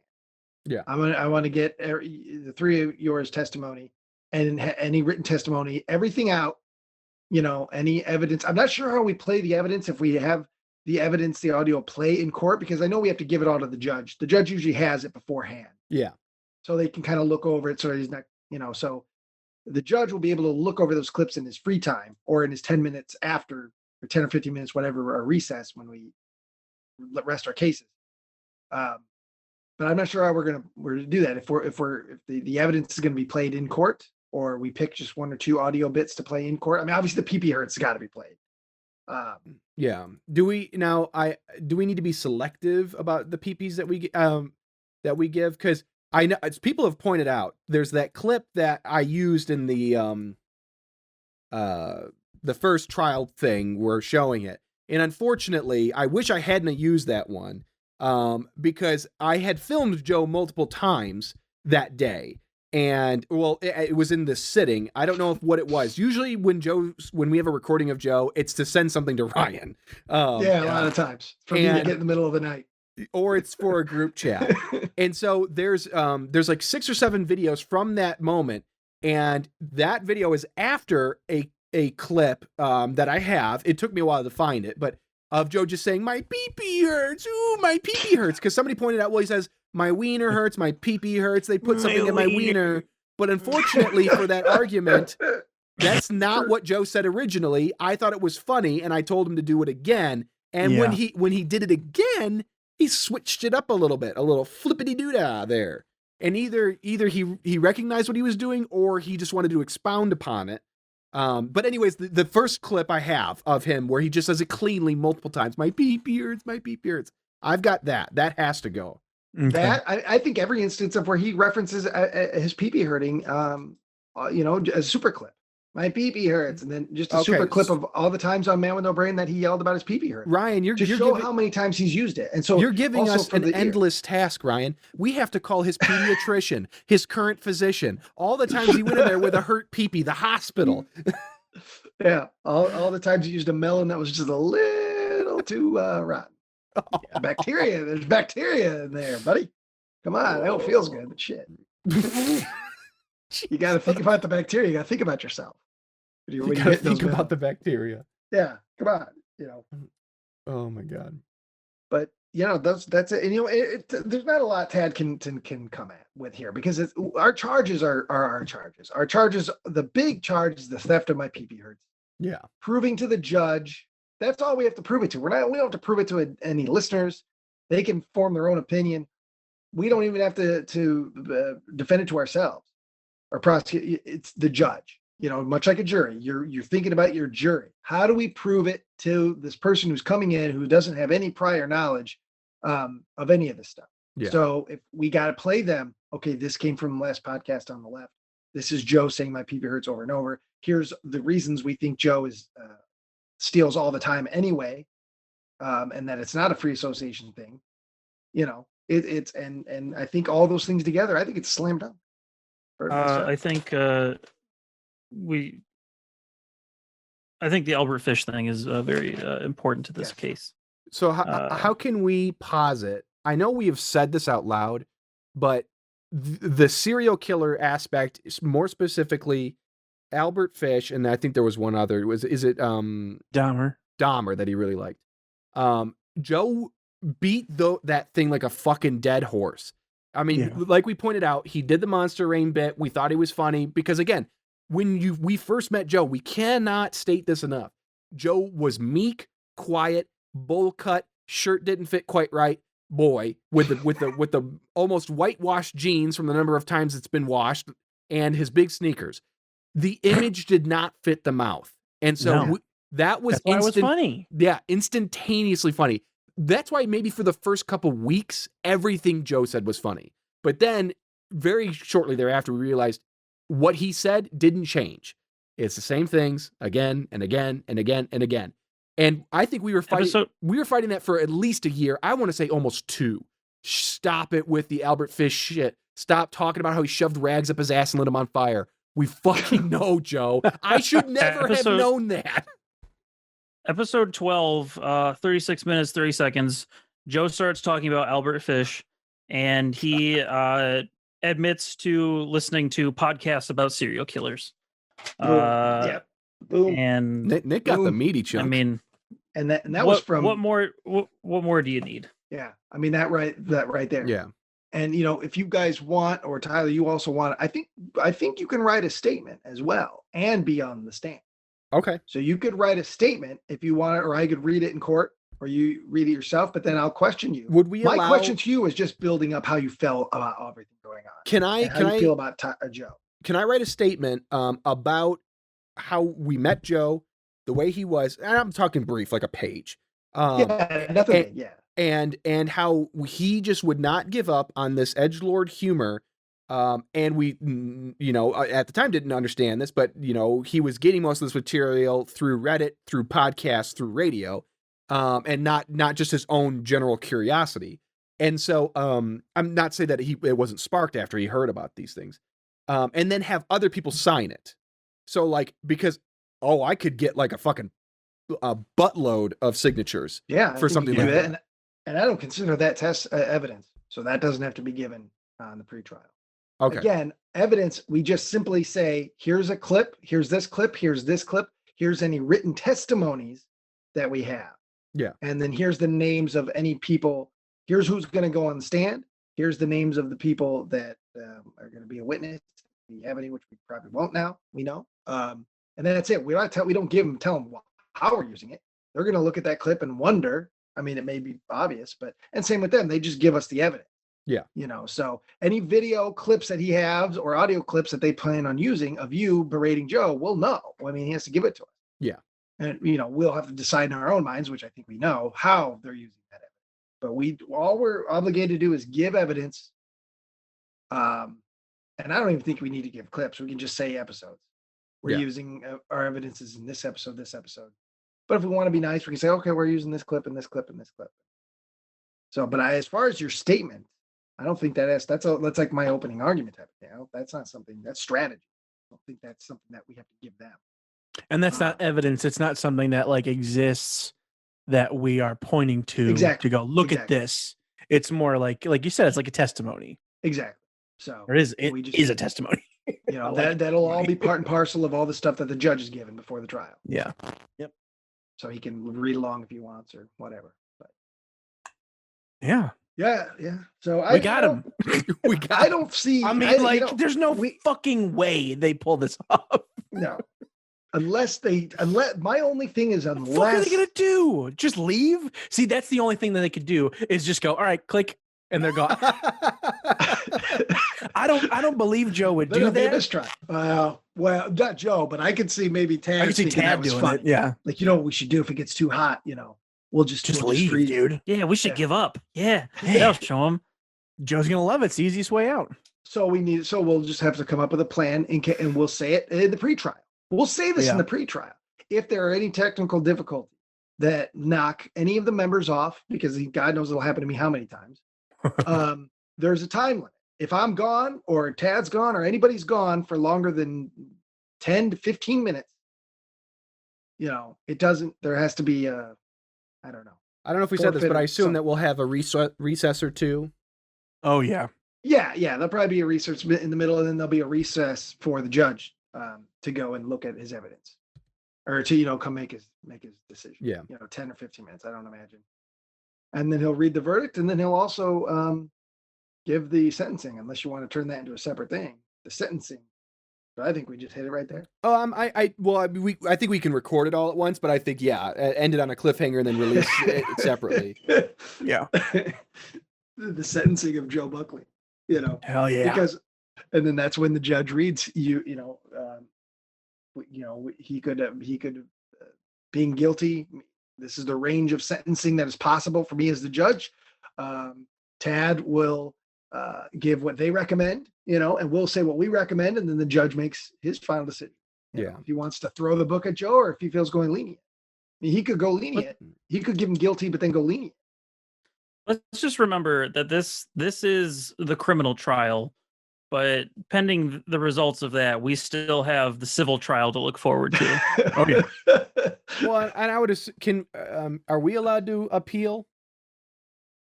If we don't get the verdict we want? I don't know shit about law. A higher up court, is that how it works? Yeah. We'll take it to the Supreme Court. Well, there's that case that's been happening here in town, with a certain individual that's like went all the way up to the Illinois Supreme Court. And so, hey, look, let's dig up the bones of RGB or damn it, prosecution appeal, RBG. I think that actually, what I hope she does is that she uses her heavenly angel powers to send Joe straight to hell. Necromancy powers. According to what I'm reading here, which is nolo.com, prosecution cannot appeal an acquittal. Okay. In a criminal case. Okay. So I think if we, if he gets off, I think that we just have to eat it. Well, that's a problem. Look, he's been getting off for years. Still had to pay. But we could civil sue. Nicole's family. Suit. Yeah, that's when we do the civil suit. And don't worry. So if we lose the criminal suit, we could do the civil suit. As much as Mr. Becker wants to turn this into a media circus to distract, don't worry. Yeah. Wow, you brought it on yourself, buddy. You could have just said, "Oh yeah, that was from last podcast on the left," and we'd be done. That show. Yeah. Jesus, I didn't even realize I took it from there. Done. Do we have any? Done. Has he witnessed any of us doing that? I'm sure I have, and because I reference stuff all the time, and it comes out of it does come out of my brain. But I may know it's coming from a movie, but I'm not also then saying it every week and trying to pass it off. And if I said a line from Reservoir Dogs, I said, "Where's the commode? I got to take a squirt." Oh, Ryan, that's Reservoir Dogs. I'd be like, "Yeah, nice catch," and that'd be the end of it. I wouldn't try to say I created it. I always picture quotes next to your head, Ryan, because you're constantly referencing things. I'm always, and that's something I can't even help but do. But I'm also at the same time, if somebody says, "Hey, that one line you said, wasn't that from Rolling Thunder?" And even if I didn't realize, I'd be like, "Oh shit, yeah, you're right. Rolling Thunder, love that movie." Yeah. I'm not going to try and be like, "No, I invented that. I'm Paul Schrader. I write these lines." No, of course it came from Rolling Thunder. My brain is a fucking encyclopedia of this shit. Yeah. So I wouldn't defend it. It's so fascinating how you and Joe are two completely different people, but the one thing that you are very much alike is you really are an encyclopedia brain, and Joe believes he is, but is not. Yeah. Like, it's just... And he wants to be, but he doesn't want. And like I've said, either on a podcast or just in life, I didn't set out to know all this shit. My brain doesn't latch on to most stuff. I can't remember most stuff, but movie shit, I see it once and I remember it forever. I see the poster in my head and I see all the actors, and that's it for me. I know it. Brian's an encyclopedia. Joe is like a busted old card catalog at a library. Just all over, scattered all over the floor, mouse shit all over it. Joe is the box the encyclopedias came in. Like, it's the same size and rough shape, but there's nothing in there. And it just has a basic description of what was inside on the outside because he only knows the surface level. It just says movies on it. That's it. But you can put the wrong thing inside the box. It's still a box. Do you think Joe ever got disappointed when, he took out an encyclopedia, took out pee and looked at pussy and there was nothing in there? Like he thought he was going to find something naughty? Probably. Well, maybe. Remember how he reveled in showing pornography on the school bus that was on his little boy iPod? Oh, yeah. And so he probably thought that he would be, he's stealing bits. He's looking for just the word vagina with a description. Hey guys, look at this comedy. Oh, Joe Buckley. Joe Buck. And similar to what we do with Malevolent Movies, where we spend way too much time on stuff that I don't know if it deserves it. Yeah. Thus is Joe Buckley and the Man with No Brain. Is all this effort and time spent. I mean, we've been talking about Joe for 2 hours on a Saturday night. I know Joe ain't thinking about me. I'm not in Joe's brain right now. He's probably asleep. There has to have been thinking about nothing. Yeah, there has to have been a time when we were actually physically together and talked about Joe for 4 or 5 hours. Yeah. I know Joe isn't doing We did that us. earlier today, Tyler. We were. Yeah, you and Nick did that already. Oh god. Joe's living it. What people say, living in your head rent free. That's Buckley. He's in there. There's stink bugs everywhere. He's already ruined the carpet. No deposit. The problem is that there's a moratorium on evictions. We can't get him out. Yeah, he's stuck in there. I can't shake him no matter what I try. He knows his rights. He knows I can't just drag him out. God, if there's one fucking thing Joe knows, it's his rights. And even if he was absolutely wrong, he would convince you through his screaming that he is right. Yeah, that's in part of my notes here. Hang on a second. No one that screams that loud can be wrong. Yeah, I mean that's his whole arguing style. God damn it! Hang on. The louder he gets, the more you believe him.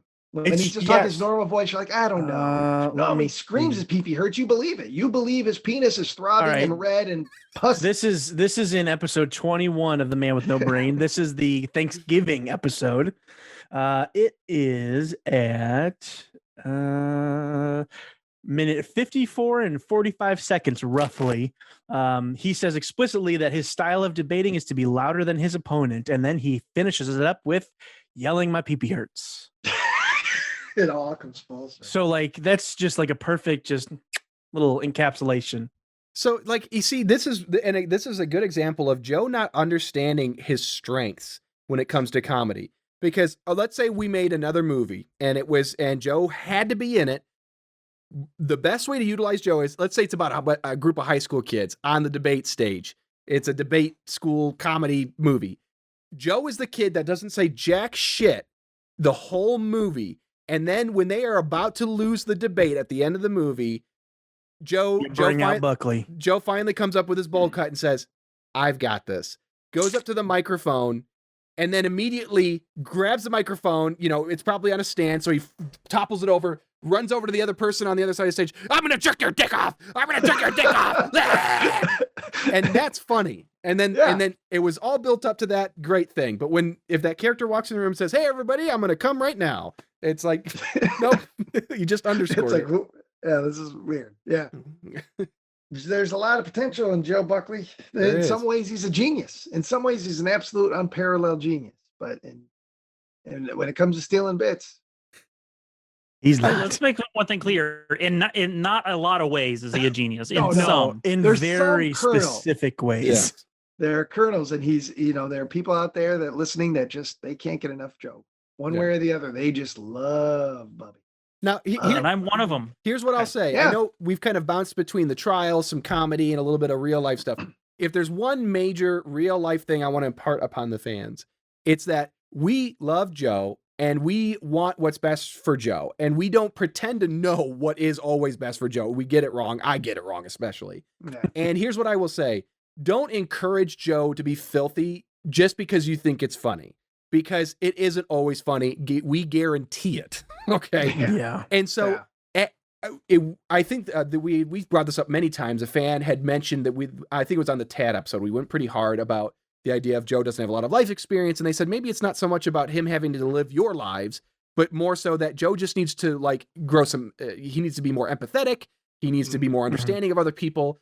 And I think that's a really big thing. And right now, Joe, we just want you to understand this trial, as much as I do want you to be guilty and I want you to be bent over and spanked 1,000 times with a hot rod, really, that's for the bit. But really what I want you to do is just grow a little bit, be willing to admit when you make a mistake or when you do take a bit, and together we can all grow and change. And eventually, I don't know, maybe Adult Swim will pick up the Benevolent Buckley Show. Who knows, buddy? Who knows? Yeah. Well put. There you go. It ain't gonna happen by stealing jokes. Nope, Yes, that's for damn sure. You don't. Yeah. Gotta be original, buddy. Yeah. Oh, Or boy, Joe original. Rogan's going to come up on stage and embarrass you. Oh my God, that would be even better. He's That gonna would yell be in your face. Incredible. He's gonna. It wouldn't be the first time a big angry man screamed in your face and you backed down. But Yeah, no kidding. that's a story he doesn't allow us to talk about. You That's know, for another time. I think I had Joe at the appeal, or not at the appeal, but at the he was going to take the plea, Ryan, and then you just fucking nope. Yep. You know what happened, Joe. You know what happened. And it's a sore spot.